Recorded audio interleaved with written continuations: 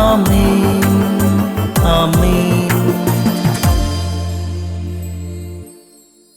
യേശുവിൻ്റെ ഏറ്റവും പ്രിയമുള്ള കുഞ്ഞെ, തീവ്രമായി തീവ്രമായി തീവ്രമായി ഞാൻ ശ്രമിക്കുന്നു, തീവ്രമായി തീവ്രമായി തീവ്രമായി ഞാൻ ശ്രമിക്കുന്നു.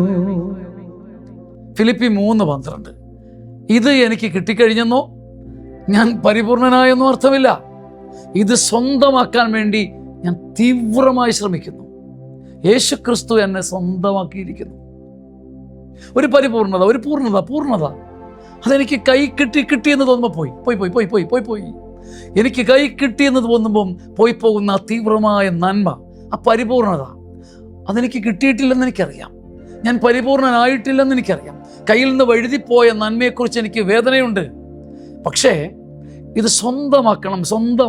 വിട്ടുകൊടുക്കല്ലേ, തോറ്റുകൊടുക്കരുതെന്നൊരു ആവേശം എൻ്റെ ഉള്ളിലുണ്ട്.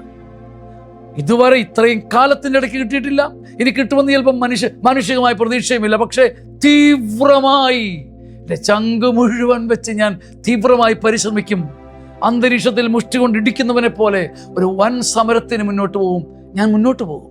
തീവ്രമായി പരിശ്രമിക്കും, അത് കിട്ടുവോളം. എൻ്റെ ഉറപ്പെന്താണെന്നറിയാമോ?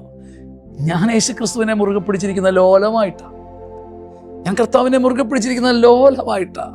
പക്ഷെ കർത്താവിനെ മുറുകെ പിടിച്ചിരിക്കുന്നു. യേശുക്രിസ്തു എന്നെ സ്വന്തമാക്കിയിരിക്കുന്നു. പിന്നെ എന്തിനാ കരയുന്നത്, ഭാരപ്പെടുന്നത്, തകരുന്നത്, നിരാശപ്പെടുന്നത്, കുനിയുന്നത്, നെഞ്ചത്തിട്ടടിക്കുന്നത്? കയ്യിലുള്ളത് തീവ്രമായി മുറുകെ പിടിച്ച് ഓടുക തന്നെ. ഇതെനിക്ക് കിട്ടിയെന്നോ ഞാൻ പരിപൂർണനായെന്നോ അർത്ഥമില്ല. തീവ്രമായി നാം ശ്രമിക്കണം. വിട്ടുകൊടുക്കരുത്, തോറ്റുകൊടുക്കരുത്. അത്രയും മതി.